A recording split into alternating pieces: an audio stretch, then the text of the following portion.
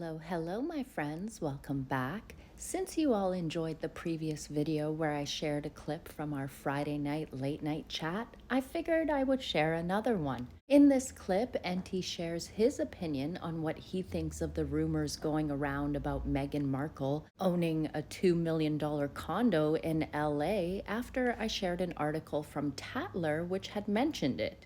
Could Meghan be in financial ruin? Who knows? But Enty does give a more realistic answer to what Meghan's finances could look like. I hope you enjoy this clip, and I will catch you in the next one. Stay gorgeous, my lovelies. Take care. Bye. Did you read that piece in Tatler? I told, MeghansMole is the one that I believe shared it also. Did you read that piece in Tatler? There was a piece, I don't remember the exact headline, but it said that she has her own $2 million flat. Uh, MeghansMole, did it say where in that Tatler piece? They didn't say exactly where, but they said that it was in LA. It wasn't Yeah. in Montecito. But here's the thing: she can't afford that, so it would have to be, Harry paying for it, because Meghan can't afford a $2 million house. You guys, Meghan has $0 of income, zero. Yeah. Now there's nothing now.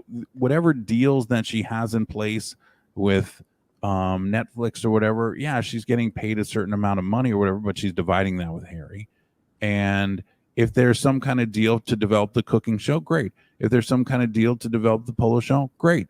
But they're developmental deals. There's nothing on the table yet. And in developmental deals, a lot of that is for production budgets and stuff. You're not getting very much on your own until you actually, show up with something. And to give you an idea, this is how you should think of it. And this is something that just came to me earlier today when I was writing about it. So Rachel Lindsay, the former Bachelorette, she makes, according to court filings, about $61,000 a month, and which is, a great living. It's $720 something thousand a year because of all the projects that she has going and stuff like that. That's what I would equate Meghan's salary probably to be, is in that kind of neighborhood. And by the time you give agents 10%, by the time you give managers 10%, by the time you give taxes 30%, you're down to say $400,000 a year. And I think that that's probably where she is. So to say, a $2 million place that she just has on the side, she's not affording that. Wow. I remember a while back ago, Enty, you had a blind on your site that said something about Harry and Meghan were borrowing money from people.